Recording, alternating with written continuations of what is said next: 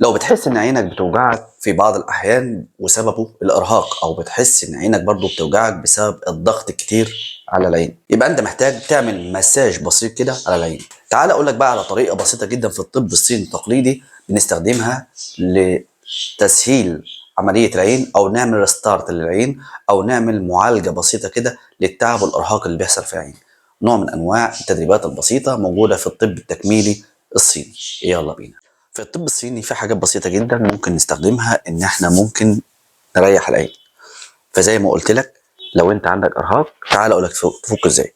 كل اللي تعمله ان هتجيب كفين الايد مواجه بعض وتبدا تفرك في ايدك جامد. مع الفرك ده بيحصل نوع من انواع السخونه او الدفء. احنا بنسميه ان انت كده بتولد نوع من انواع الطاقه في ايدك، بتخلي ايدك تعمل طاقه حراريه او كهرومغناطيسيه حراريه في الايد.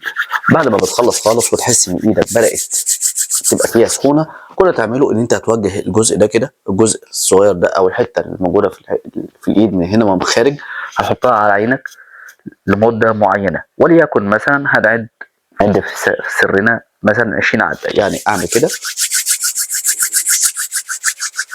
واثناء ما انا بحس ان في سخونه في ايديا ابدا احط ايديا هنا كده وابدا اعد مثلا 20.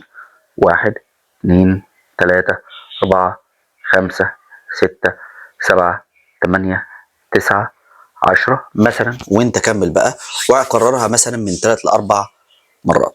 لو عملت التمرين ده كل يوم صدقني هتحس ان عينك الضغط اللي عليها خف، وتحس ان انت عينك اريح، وخصوصا لو انت بتمارس حاجه بتحتاج ان انت تركز قوي بعينك، زي مثلا الناس اللي بيشتغلوا اديتور على الكمبيوتر، او بيبصوا في الموبايل كتير، او الناس، وده اغلبنا يعني، او الناس اللي هي بتشتغل حسابات وبتحب وبتركز وبتلبس نظاره وقرايه وغيرها وغيرها.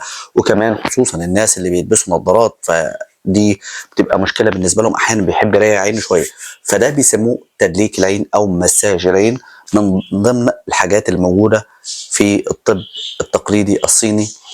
وهنجيب لك فيديوهات كتير قوي هتخليك تستمتع بالتدريبات على الطب الصيني. السلام عليكم.